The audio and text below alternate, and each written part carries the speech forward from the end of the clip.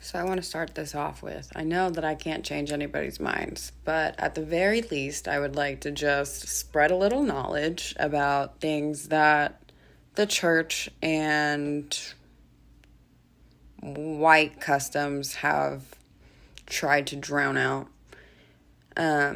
Which they do a lot, because I'm not gonna say anything more than that, but basically, do your research, man, and educate yourself before you start posting Facebook videos about how everybody believes in witchcraft and bitching about Mercury retrograde making you sound stupid, but the more you keep talking when you don't know shit makes you seem stupid, which is funny because Mercury does govern communication. But, it's still not a real thing though, right? Anyway, so yeah, today I'm going to talk about a few things, but I woke up to a memory of what happened to me earlier this week. And I think this is what really started the whole, rabbit hole journey that I've just went on this morning. Basically, somebody came into work last week and she had dark skin. Not that I give a fuck. And I'm a makeup artist, so it's my job to know how to put makeup on different types of skin. And I've been doing it for a while. So, it is what it is. I'm not worried. And she saw me and she immediately was like, "Do you know how to do makeup on ethnic skin?" And I just went over to her and I introduced myself. I was, "Hi, I'm Cali. Nice to meet you. I've been doing this for a really long time. And I could tell you that I know how to do this, but if you don't trust me, you don't have to sit down and we don't have to waste either of our time." And so she sat down and she was literally like screaming and twerking by the end of it because she was so excited to go out. And that is exactly why I do makeup. But I did give her shit the rest of the time. She's fine now. Like, we're cool. But I gave her shit for the rest of the time about her not trusting me. And I get it, like, I get what white ancestors have done in the past, and I'm not saying that that's okay by any means. But also, just assuming that I'm uncultured. Because I honestly don't even know what the fuck race I am. Yeah, I don't like the judgment. And it's really not anybody's fault but the church and the fact that people have started whitewashing a million things for thousands of years before now. So this has been a snowball effect. And I'm just really sick of being, like, accused of not being cultured or just not having an open mind because of my skin tone. And I know I'm pale, okay? I know I'm pale. I grew up in a Puerto Rican family. I know I'm fucking pale, okay? But, yeah, it doesn't have anything to do with me. I am educated in a lot of different cultures and history and traditions, and I pride myself in that because I've learned a lot and it's given me a really open mind. So if I could share any of that with you today, that would be the goal. So here we go. So I guess I should start off by saying, like, I am not meaning to offend anybody. If you believe in one specific God, good for you. That's your decision, your opinion, and you are entitled to it. I'm not here to change what you believe because that is not my job, but if I could provide some insight and show you how much this correlates, then hopefully you will start to see that there's a lot more that we do not know because they have been hiding it from us forever and then teaching over it in history books as if this has been the way that it always was. Like, no, it hasn't, and you're diminishing so much because you just don't want to go into it. So I'll go into it, whatever. So, yeah, here are the holidays that white people have ripped off and completely whitewashed. To be honest, I really shouldn't even be saying like whitewashed, because Celtics is where a lot of Halloween started. So they're pretty much white.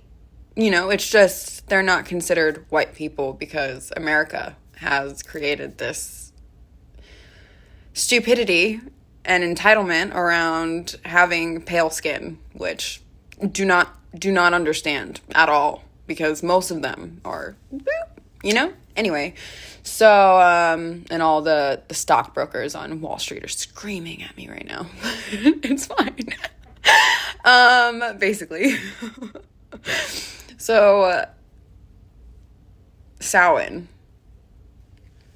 spelled Samhain, is a 2,000-year-old Celtic festival. And it basically marked the dark half of the year and approaching, and then the light half of the year ending, right? So it means that the veil is the thinnest at that time. And from doing research this morning, the argument that witchcraft and astrology is stupid is the stupidest thing ever said. Because literally, cultures have gone off of the placements of the planets forever. Like forever. Before we had technology, they would look at the stars and know what the fuck is going on. So like, if you want to depend on technology alone, when you have to reboot it and take care of it so much, when all of that information is literally just sitting in the sky. And there's 1.5 million more articles of information that you could read if you so wanted to, that would explain a little bit more about how all of this is intertwined. But most people that are complaining that Christmas and Halloween are real Christian holidays or Catholic holidays are, I don't want to say you're wrong, but you might want to do some more research, It's as simple as that. Anyway, so since most of you don't want to do your research, I've done a lot of the research for you. So I'll give you a brief on all of it. So basically, I'm reading from notes because I wanted to get shit right, man. So the veil is the thinnest at the time of Samhain, or Halloween, right? The 31st of October. And the 31st of October was originally celebrated so that we could prepare for the saints coming in on November 1st, which is All Saints Day. And All Saints Day was made just so all of the saints that didn't have their own holidays would be appreciated. Since the veil is the thinnest, it's the easiest to access. And so everybody knows, hey, we're celebrating you. You did it. And thank you, right? So I think that's beautiful. I think we should bring that back. I feel like that should be commemorated more than the trick-or-treating candy and stuff like that. But the candy actually has a hold in pagan tradition as well. And they used to basically harvest all of their food before this day, because once it gets dark, then the crops would start dying off, right? So they harvested all of it so that no bad spirits could get to it. And then once harvested and preparing for All Saints Day, they would carve jack-o'-lanterns, which represented the sun, and the hollow of the vegetable represented the harvest. So please protect my harvest until spring. I'm going to take all of this stuff, and I hope that it'll last me through all these cold months. Remember, back then they didn't have technology, so this is just the way that things were, okay? And it wasn't like, I'm going to carve these pumpkins and put them around. Actually, the Scottish carved pumpkins to keep away bad spirits, not the Celtics. Celtics just carved pumpkins in order to protect their harvest over the winter months. And Scottish carved the pumpkins to scare away bad spirits or sketchy Jack or something like that. But So that's two people that we took shit from and created our own holiday that we want to, not we, but that most Christians and Catholics want to claim as their own. But it's not. It's not their own at all. And yeah. So the reason why they started switching off over all of these holidays was when Catholics started taking over, and they wanted to basically make the church more important for the state. This is thousands of years ago. And so they basically took things from here and there and were like, if we give them this much, then they won't question it and they'll let the culture die down. So that's what they did. And I think their plan worked just a little bit. But here I am. And remember how I told you that they would collect their own harvest and trick-or-treating? I mentioned trick-or-treating, but I didn't really go into how it all started. So they would collect their own harvest, and if they saw people like wandering out in the street, they would give them some of their harvest so that they wouldn't mess with what they had going on in their front yard. It's a bribe. Trick-or-treating was a bribe. It's like, please do not fuck around in my garden. Thank you. Here's some food to distract you. Thanks. And so, oh yeah, this was fun. So Christianity basically turned this, in like trick-or-treating, into unmarried men going around the neighborhood basically calling for gifts from spirits. Please give me whatever I want because I am desirable and I want power. I want a woman that...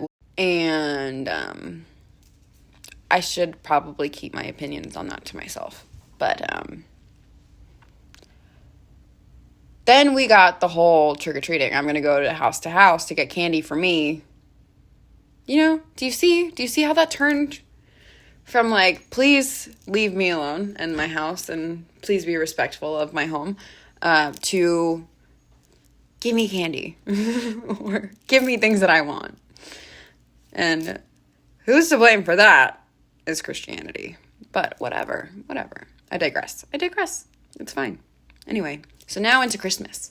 So Christmas was actually Saturnalia, which started on the 17th of December and went all the way to the 21st of December because the 25th of December, but the 21st of December is winter solstice. So what that means is basically the light and the dark. So the battle for light and dark happens on the 21st. The sun wins and the sunlight hours slowly increase from that point on. So on the 17th, they started bringing the trees into their house to mark midwinter coming in. Then the Yule happened. So this is like thousands of years ago, mind you.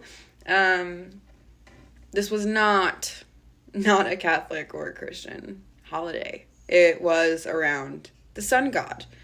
So the sun god's birthday is the 25th, and so is a lot of other gods because the light won. It's not just one god, it's just, that's my own opinion. I know that a lot of people don't share this with me, but you can't just praise one god. I mean, a lot of gods in general have done some questionable things, right? But it doesn't take away from the fact that they are royalty that, you know, we should learn from for the better. During Saturnalia, people would have their friends over and they would eat and they would trade gifts. And the gifts were actually not like materialistic items like we do today. The gifts were little clay figurines of gods and goddesses that people could put on their altar. So it would help them be in touch with the gods that they loved, which I find beautiful. Like, you would have to know your friends very well. And not just on a surface level, which would be a challenge in this day and age. And I'm not saying this to like shit on everybody that thinks differently than me, but it's more of appreciating where things have come from and not trying to just completely diminish history and years and years and years of these things coming together. Especially when it comes to, like, gods and goddesses. You are very strong to, like, be like, no. And people would come over to your house to eat because you had that Yule log that you and your family collected. And usually they're bigger logs, so the fire would be burning for days at a time. So that's why you would have this celebration in your house. Look, I have the log going in the back, bro. Come over and bring some food and good vibes, okay? And that's how it happened. It wasn't like, only come if you have a gift. Jerry, I'm done with you if you don't give me this Louis Vuitton. You know, like, it's so stupid. Anyway, so we stole it from them, bottom line, period.